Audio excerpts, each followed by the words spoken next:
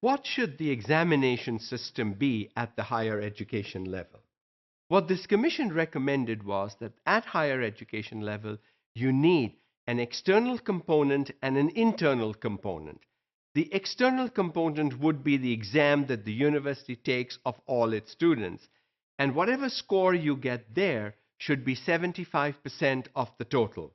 While the internal is what happens through the year in classrooms that the teacher should be able to provide. And so 25% of the internal score, 75% of the external score should make up the 100% score for any individual. And the commission also recommended that both the scores should be reflected on the transcript or the degree, the external score and the internal score.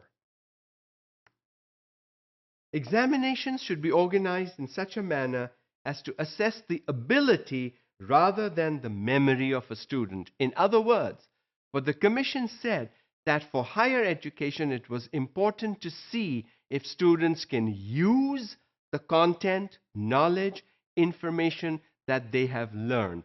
If they can only repeat and not use information, content, and knowledge, then it is of no use to them. And for this purpose, objective tests were seen as being a better way to judge than the subjective tests. Writing long essay answers was not seen by this commission in 1959 as a good way to determine whether a student knows or not. If we want to judge the ability of students, objective testing was seen as the key.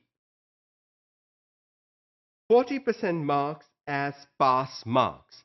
The commission said that at any examination in higher education, 40% would be pass, below 40% would not, 60% would be a second division, and 70% or more would be a first division. So, what the commission recommended at the tertiary level then was higher than what we have in place today. For some reason, we have dropped the bar instead of raising the bar as years have gone by. Maybe the next Education Commission would need to look at this and think about it. Was this a wise thing to do?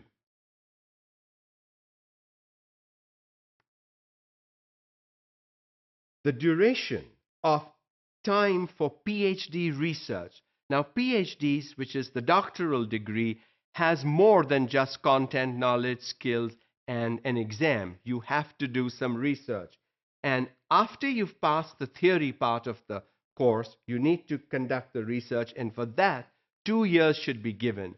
In other words, it should take you 2 years to complete your research, write your dissertation, and so on.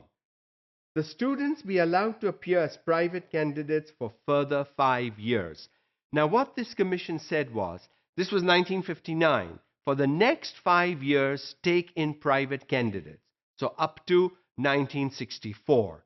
After that, if you wanted a higher education degree, you had to attend university. Private degrees should have been stopped after 1964 in Pakistan, if this recommendation was to be followed seriously.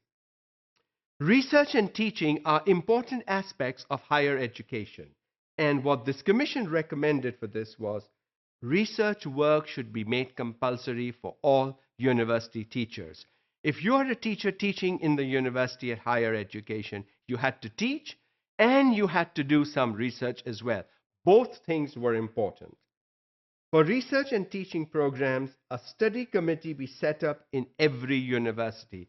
And what this study committee would do is to look, this teacher does so much teaching, this is the research, these are the papers produced, this is the quality, these journals they went in, and so on and so forth. And to see, do an analysis, is research and teaching complementing one another, or is it simply burdening the teacher? Research done in other universities should be awarded for the benefit of teachers. In other words, if you've done research somewhere else, then that should also be recognized as your research. If your university doesn't have some facility, you could go at another university in the country or even abroad, do your research, come back, and you need to get credit for that.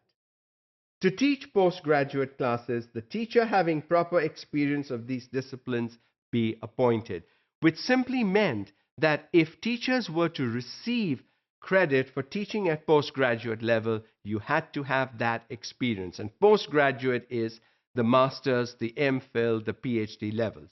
If you were teaching at those levels, you had to have the requisite experience of doing that work.